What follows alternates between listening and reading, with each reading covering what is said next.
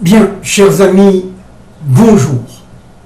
Alors nous sommes arrivés à la page 39 du Tzuketan et nous allons continuer et comme d'habitude, nous allons essayer d'approfondir autant que possible avec l'aide et le guide qui est Akadosh Baruch Hu.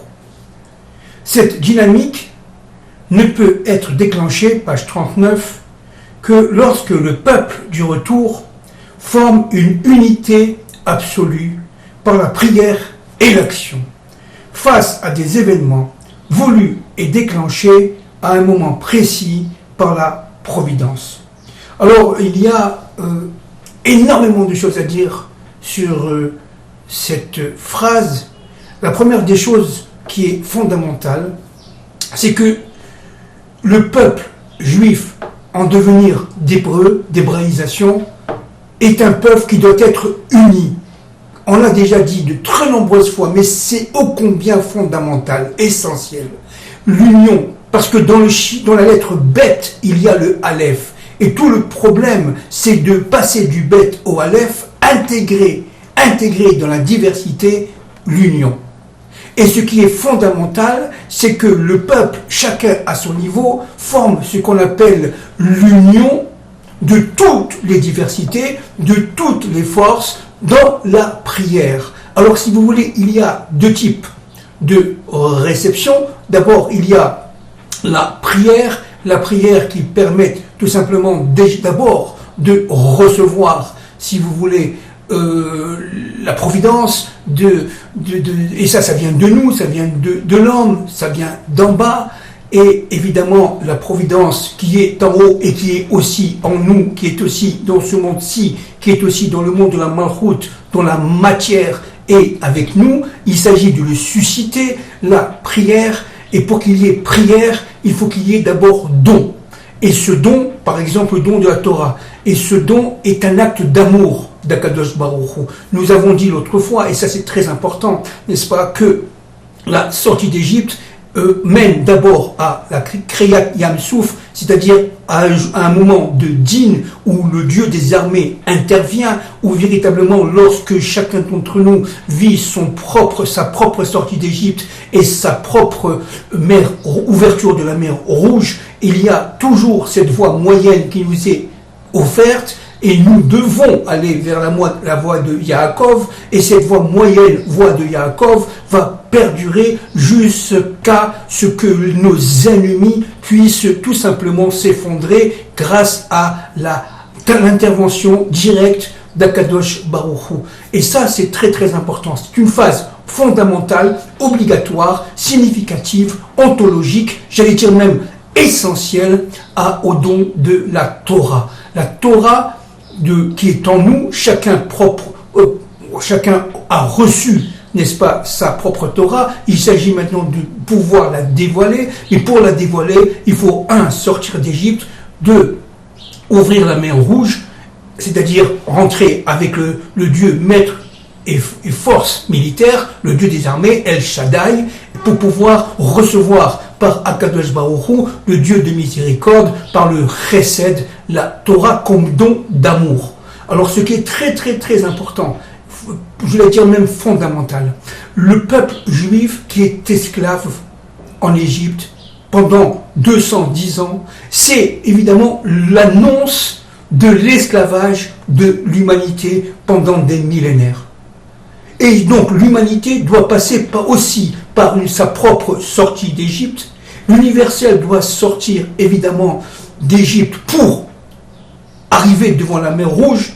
Et la mer Rouge, qu'est-ce que ça veut dire dans le langage des nations? C'est-à-dire, en fin de compte, on ne comprend plus rien. On est tout simplement assailli de toutes parts par nos propres contradictions, par nos propres impuretés, par nos propres obscurités que nous avons construites au fil des siècles, et nous croyons à chaque fois atteindre une certaine lumière, et cette lumière, nous nous apercevons que, en fin de compte, elle est enrobée, elle est impliquée dans une obscurité qui nous dépasse. Et ça, c'est très très important. Donc chaque peuple, chaque être qui se veut universel, juif ou non juif, doit recevoir, n'est-ce pas, cet ordre de sortie d'Égypte, c'est-à-dire cet ordre de sortie de lui-même, de manière à pouvoir enlever les clipotes, enlever les impuretés, et afin de comprendre qui il est exactement, ontologiquement, le plus profondément possible, essentiellement. Le travail que fait Israël, ce n'est qu'un travail d'approche, ce n'est qu'un travail d'annonce. S'il y a eu une sortie d'Égypte d'Israël, il y a une sortie d'Égypte des nations. Aujourd'hui, nous vivons, nous l'avons dit plusieurs fois, une sortie d'Égypte des nations. Et cette sortie d'Égypte des nations passe, là aussi, par deux phases fondamentales. La première phase, c'est les plaies de l'Égypte, avec la sortie, n'est-ce pas? Donc, nous avons parlé l'autre fois de ce Shabbat Agadol. Et ce Shabbat Agadol, avec risque évidemment de guerre civile, et nous y sommes actuellement, n'est-ce pas? Cette risque de guerre civile va produire, si vous voulez, l'accouchement d'une humanité nouvelle, complètement affolée, atterrée, en souffrance, vers, si vous voulez, l'extériorité d'elle-même, et de cela, elle va se retrouver devant toutes les forces d'impureté qui vont essayer de l'attaquer, l'Égypte qui attaque Israël, Paro qui attaque avec ses 600 chars extrêmement bien équipés Israël, de manière à tout simplement l'utiliser et l'asservir. Et donc, ce qui est très important, c'est que cette humanité qui est en train aujourd'hui de sortir d'Égypte, sous, si vous voulez, les plaies, mais complètement encore aujourd'hui inconsciente de ce qui lui arrive, eh bien, va arriver vers cette mer Rouge qui va être pour elle extrêmement, si vous voulez, dangereuse, et elle va être à ce niveau-là guidée par le Mashiach ben David, guidée par Israël, qui lui est la voie moyenne, qui lui est la voie droite, Bayabasha. Il va marcher Bayabasha, c'est-à-dire tout simplement sur le lit de la mer qui est à sec, et il va traverser à droite et à gauche. Il y aura deux, évidemment, murs d'eau, avec évidemment toutes les forces d'impureté qui vont l'entourer, et le Mashiach ben David va guider le monde vers la sortie d'Égypte, vers l'ouverture de cette mer, et vers l'arrivée vers l'autre rive, de manière à ce que le peuple universel, non juif, puisse atteindre un certain niveau, si vous voulez, d'hébraïsation, si vous voulez. Il va y avoir là aussi une sorte de Pessah, de Pâques de l'humanité, et cette Pâque de l'humanité va la diriger vers le don de la Torah, c'est-à-dire le don de la Torah, évidemment, qui a été donné à Israël, mais qui a été donné à Israël pour être, si vous voulez, resplendissante, pour être l'éclaircissement, pour être le vecteur de la vérité pour l'humanité. Cette Torah de la délivrance que nous sommes en train de vivre aujourd'hui de plus en plus à Jérusalem est une Torah qui est à partir de la Torah d'Israël, parce qu'il y a une seule Torah, Torah Achat, n'est-ce pas? Mais il va nous faire découvrir un Kadosh Baruch Hu, Torah Temet, c'est-à-dire sa Torah. Et sa Torah, qui est inclue dans la Torah, évidemment, qui nous a donné à nous, Hébreux, à Matan Torah, n'est-ce pas?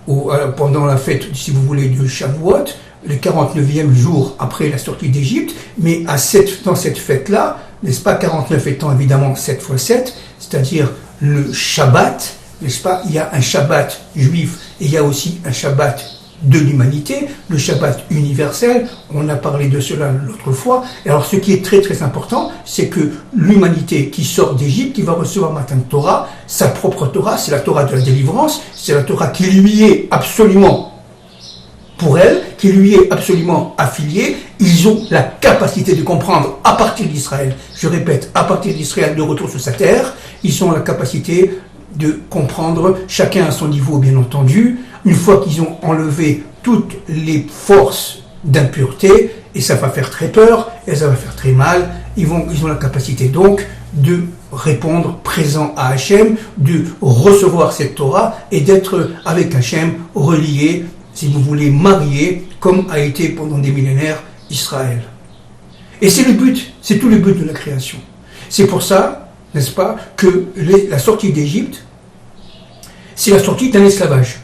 Et c'est pour ça que dans la paracha, par exemple, Mishpatim, l'esclave est un esclave ivri, c'est-à-dire juif, qui a fait deux fautes, n'est-ce pas, soit qui a volé, et qui n'a pas la capacité de rendre ce qu'il a volé, soit en argent, soit en biens. Et deuxième chose, il va tout simplement perdre toute sa fortune. C'est-à-dire qu'il va devenir extrêmement pauvre, et dans ces deux cas, il va être vendu par le tribunal rabbinique, n'est-ce pas, à un autre juif qui va, entre guillemets, utiliser sa force de travail pendant 7 ans, et la 7e année, le Évêque Ivri, regardez, cette fois 749, Matan Torah, le chiffre 7, le Shabbat de la terre, et bien cet Évêque Ivri, n'est-ce pas, il va se libérer, et encore mieux que ça, il va recevoir en tant qu'esclave, si vous voulez, mais Ivri, ne mélangez pas l'esclave Ivri et l'esclave Canaani, qui est un esclave non juif.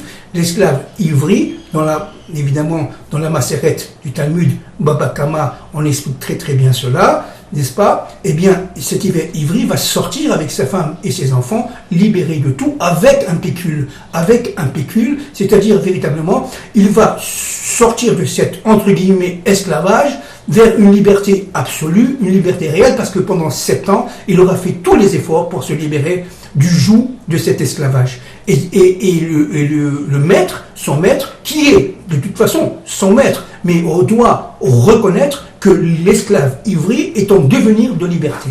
Et en devenir d'être tout simplement par la tchouva, par la réparation, de devenir un être parfaitement libre de vérité et d'action. Maintenant, un autre point très très important, c'est ce Naaseh Benishma.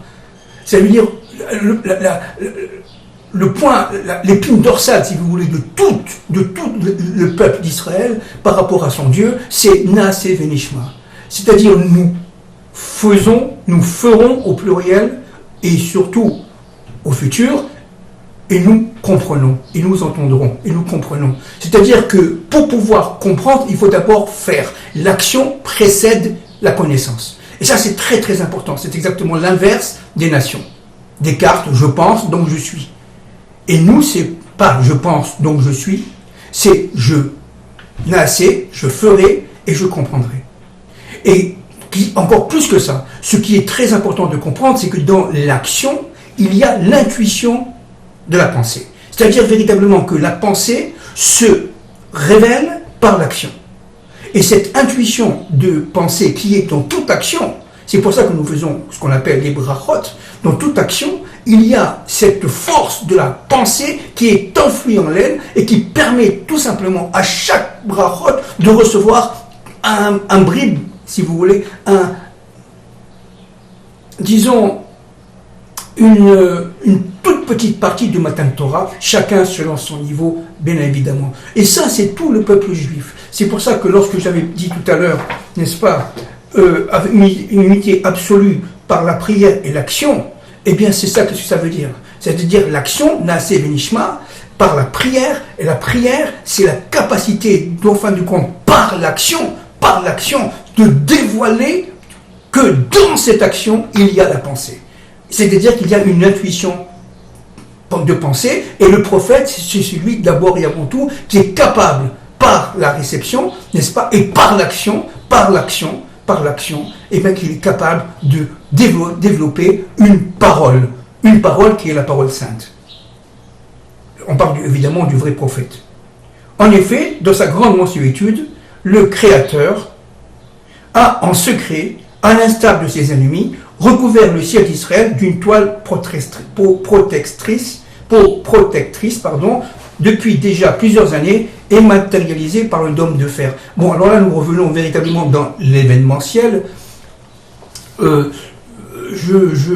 précise, n'est-ce pas, pour nous, évidemment, nous qui sommes dans ce monde matériel, nous ne voyons pas, évidemment, les autres mondes, puisqu'ils sont inclus en nous et ils sont cachés à notre vue et à notre entendement, mais nous savons qu'ils existent.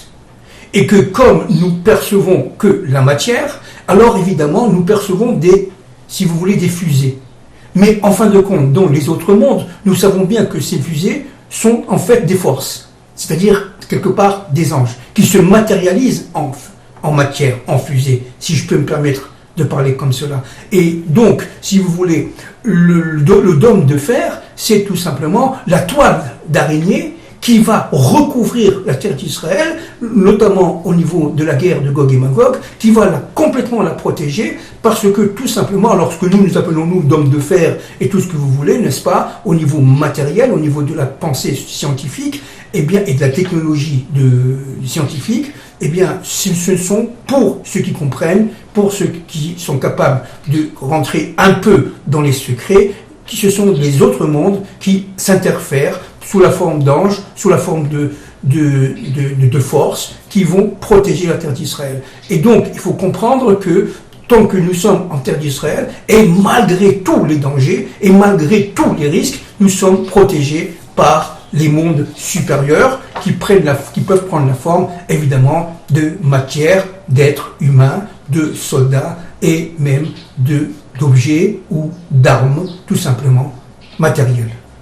Le peuple a bien compris, nous sommes à la page 39, que les miracles vécus il y a quelques jours, plus de 4000 bombes, nous sommes évidemment en 2014, et j'avais écrit cela, je répète, en 2014, nous étions carrément sous les bombes, 4000 bombes ont été tirées sur les villes israéliennes sans de très gros dégâts, et surtout sans pratiquement aucune victime, n'est-ce pas, ne peut s'expliquer rationnellement. Et ça rend complètement fou nos ennemis. Un missile peut détruire des centaines de personnes en Syrie. Ici, un missile s'autodétruit, tombe dans un espace vide d'humains, ou bien ne fait que quelques blessés. Baruch Hashem, grâce à Dieu. Et ça, l'humanité ne comprend pas. Elle ne peut pas comprendre parce qu'elle ne connaît pas le Dieu d'Israël. Encore une fois. Et tout le travail d'Israël, c'est de lui faire comprendre à cette humanité endormie, à cette humanité aveuglée par la matière, qu'en fin de compte, il y a un projet directeur, et ce projet directeur, nous, Israël, eh bien, nous le vivons. Nous le vivons par l'action et par la pensée. Nous avons la capacité d'agir. Et ça, les peuples ne peuvent pas comprendre parce que tout simplement, cela ne leur a pas été donné. Il a aujourd'hui intégré que le pays était en fait prêt à affronter ses ennemis. Nous sommes en 2014, dans le ciel, sur et sous terre, grâce à la présence de forces cosmiques, les anges protectrices et salutaires, je le répète, n'est-ce pas? C'est pour ça qu'Israël est inattaquable, Israël est extrêmement dur, c'est le rocher de Dieu, c'est l'œil, si vous voulez, par la Shrina, l'œil, si on peut se permettre de parler comme ça, sans chas v'shalom, anthropomorphisme, l'œil de Dieu.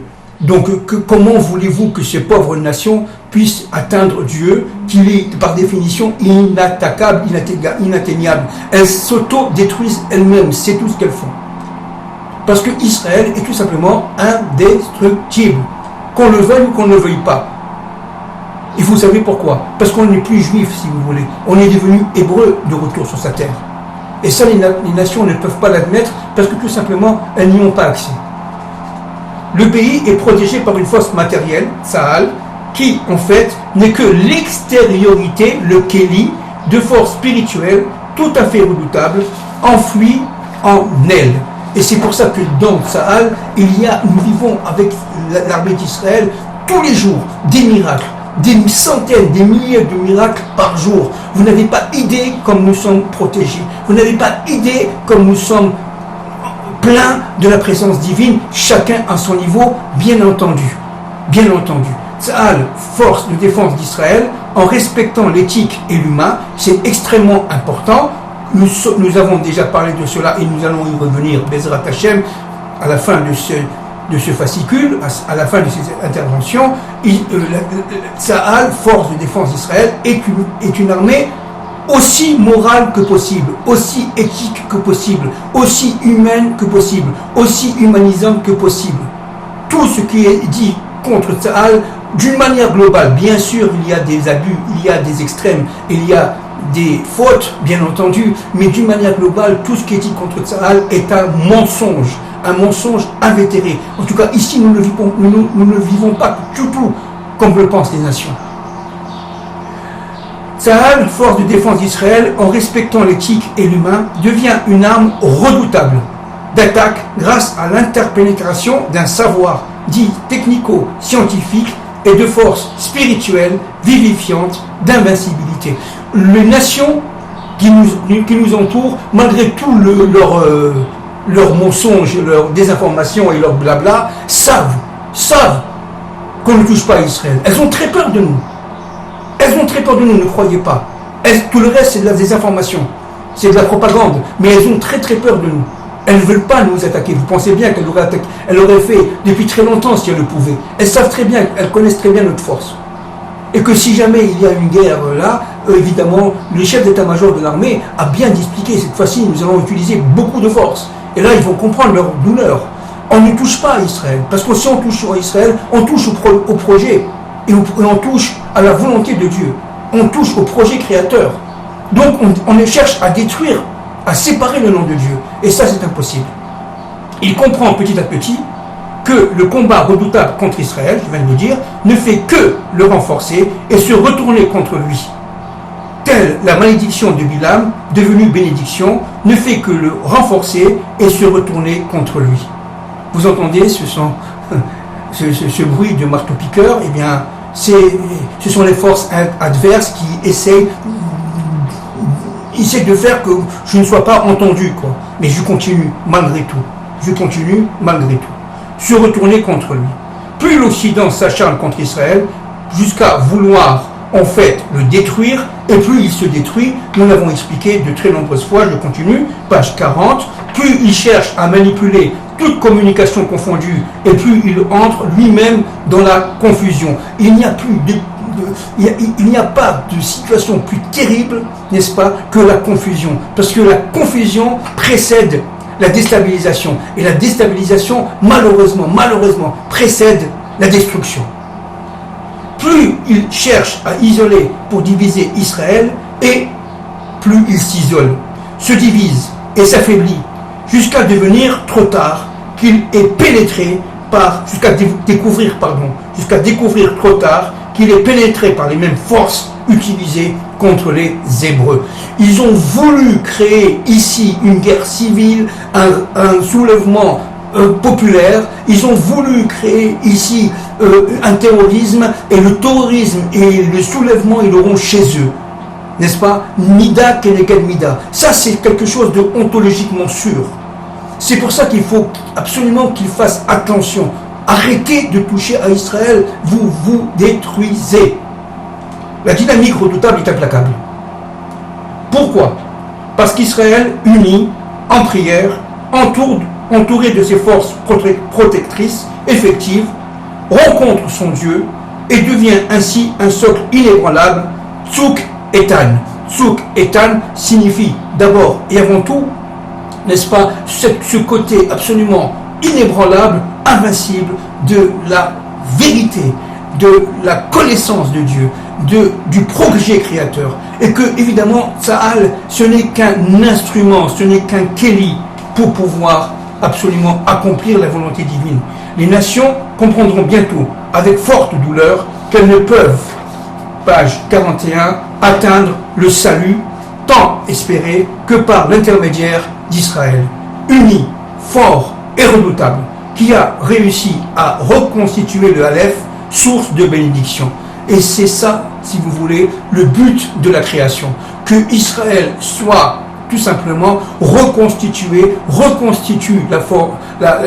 Adam Arishon de manière à reconstituer, plutôt redécouvrir, c'est plus juste, redécouvrir le Aleph qui est en lui. Je continue. Or, Israël l'est aujourd'hui, avais-je écrit en 2014. En face, les forces adverses, négatives, issues de l'alliance des âmes cananéennes et amalécites, brouillent coûte que coûte les cartes, mentent, dissimulent, désinforment, afin d'accroître la confusion et la destruction par la dispersion. Ces forces de mort, ces forces de séparation vont voir évidemment leur fin. Ça, c'est évident, c'est sûr et c'est certain.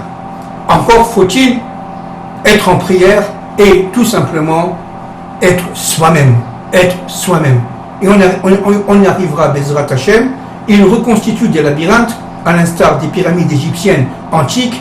Bon, ce sont les fameux tunnels, évidemment, enfuyant des armes destructrices en surnombre et surtout reconstituant la chambre du roi pharaon par des centres de décision et de communication ultramodernes afin de reconstituer une sorte de solidarité. Bon, là, évidemment, il y a un clin d'œil aux pyramides d'Égypte. Les pyramides d'Égypte étaient enfouies, étaient, si vous voulez, pénétrées de labyrinthes, toutes sortes de tunnels, de labyrinthes, avec évidemment des chambres coffres-forts, des chambres qui étaient aussi des lieux de mort, parce qu'on était déposé le sarcophage de Pharaon et des siens, et donc ces pyramides, c'est-à-dire cette structure pyramidale, n'est-ce pas, des systèmes économiques, etc., si je peux un peu me référer à notre propre histoire économique et sociale, eh bien ces pyramides sont pénétrées par des labyrinthes, c'est-à-dire par des trous, par des fissures. Et ces labyrinthes-là, évidemment, vont provoquer la chute, la fin de la pyramide. Parce que la pyramide qui est trouée a du mal à résister au temps. En fait, je parle évidemment de la pyramide d'Égypte qui est construite au niveau des idéologies, au niveau des superstructures, au niveau des doctrines qui font que par métastase, par déstructuration, elles si vous voulez, détruisent. Le véritable ennemi n'est pas où l'on pense. Tel Lavan, père de Rachel et Léa, il se cache derrière un masque affable, fraternel, pour mieux régner. Le règne du serpent destructeur, sournois et rusé, tire aujourd'hui, grâce à Dieu, à sa fin. Les ennemis d'Israël, matérialisés entre autres par le Hamas et les organisations islamiques limitrophes, en lançant l'offensive toutes azimuts en août 2014, par des missiles, des masques, leur fonction mortifère. Pour eux, la vie n'a de sens qu'à travers la mort. Et juste un mot pour finir, c'est exactement ce qu'ont vu, si vous voulez, les éclaireurs, les miraglim en France, en hébreu. C'est-à-dire que au temps de Moshe, que lorsqu'il fallait rentrer en Eretz Canaan, la fin de la deuxième année de la sortie d'Égypte, ils sont rentrés, les éclaireurs ont vu, qu'est-ce qu'ils ont vu? Ils ont vu des enterrements, ils ont vu des bus, si vous voulez, qui explosaient, si vous voulez, par le langage moderne. Ils ont vu des terroristes, ils ont eu très peur, ils ont dit là ça devient infernal, ça devient... Et ça a été un manque d'Emouna, parce qu'il est évident que ce culte de la mort n'est valable qu'un temps et qui est absolument porteur d'aucune espérance, d'aucun avenir, d'aucun horizon prometteur, de rien du tout, n'est-ce pas? C'est un temps clos, un monde clos qui finira par être clos, point. Il cherche par une alliance universelle contre nature à semer la confusion, tel Nimrod, premier dictateur de l'histoire, en se positionnant contre l'unification du genre humain à travers les forces masculines et féminines contenues dans les nations. Nous venons ici de répéter ce que nous avons dit les dernières fois, depuis déjà presque plus d'un an. Nimrod représente, si vous voulez, ce premier dictateur de l'histoire qui ose se battre contre la divinité, qui veut, si vous voulez, un monde désacralisé, un monde laïque, où on peut être absolument religieux, quel que soit le niveau de religion, ça tout à fait, mais surtout pas, n'est-ce pas, recevoir et accepter le joug du Dieu un. Ça, Nimrod n'en veut pas. Il veut bien un Dieu qui soit extérieur à son monde, qui le laisse régner tranquillement, qui laisse le capitalisme se développer tranquillement, les banques et les entreprises s'enrichir, mais surtout pas qu'il y a derrière tout ça un projet directeur qui fait que cette volonté sous-jacente va mener le monde envers et contre tout vers le bien. Ça, vers le bien, vers tout simplement l'apaisement, vers l'équilibre, vers l'harmonie, et cela à l'encontre de leur propre intérêt, de leur propre victoire, si vous voulez.